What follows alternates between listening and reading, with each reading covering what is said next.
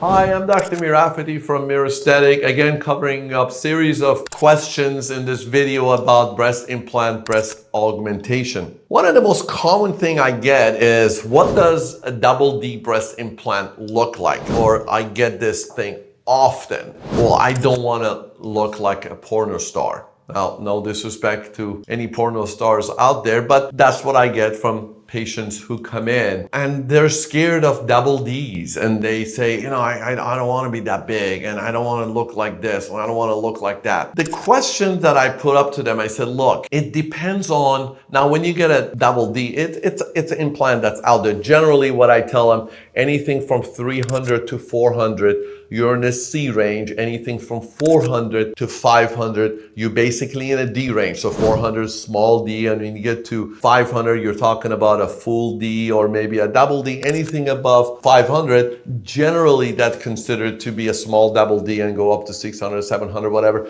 Then you're getting to that double D or triple D range. Now, I am not an advocate of putting big implant in there if it's not going to fit you, and I already covered that in my other video. It has to look proportionate. For me, it's proportionate, and if you want to exaggerate it just a little bit, I'm with you. I'll go that far. But if you want to exaggerate to a point that looks ridiculous, again, having done this for over 30 years and 8,000 augmentation, my job as a professional is to say, look, that looks ridiculous. And if you're stuck by that opinion, I'll respectfully shake your hand and walk away. And that's what I recommend of all other doctors to do if they don't feel good about it. You got to feel good about your artwork. This is an artwork. You have to feel good about the artwork you're doing. It's not just, okay, you pay me and I do it. Yeah, at the end of the day, it's a mutual thing. So we have to both like what we created. So double D is not bad on somebody who is 5'8", 5'9", and wide-chested.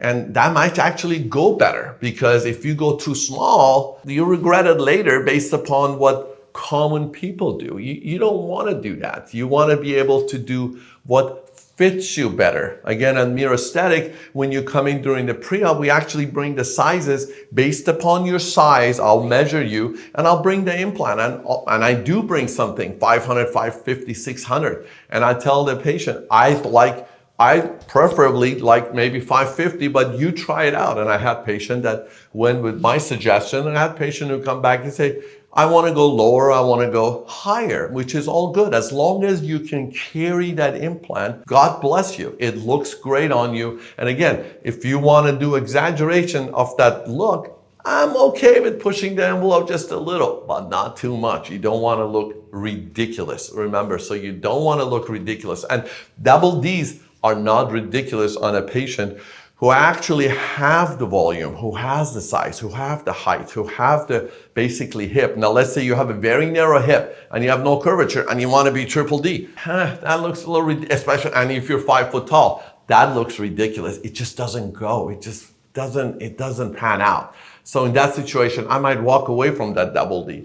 But let's say you're 5'9", and you have a nice hip, you have a very curvaceous body, good flank, to basically the waist size is amazing. You have that hourglass. Yeah, I like to go bigger because it matches better. And I tell this to patients. I said, from the 8,000 augmentation I've done, I had about 10% of patient and come back say, I wish I would have listened to you and gone bigger. And of all the patients I've done, I've only had one patient out of 8,000 something patient that says, okay, I'm too big, I wanted to go down. That's one patient. And actually that happened to a patient that came 10 years later. She said, at that age I liked it, but now I'm going to church more and I'm a woman of God, and I just basically wanted to not look so projected, and she went down on the implant. But bottom line is, you always want to you don't want to come back and say, I wish I would have gone bigger. So, because no matter what you do, you go 2 surgeries, 2 prices,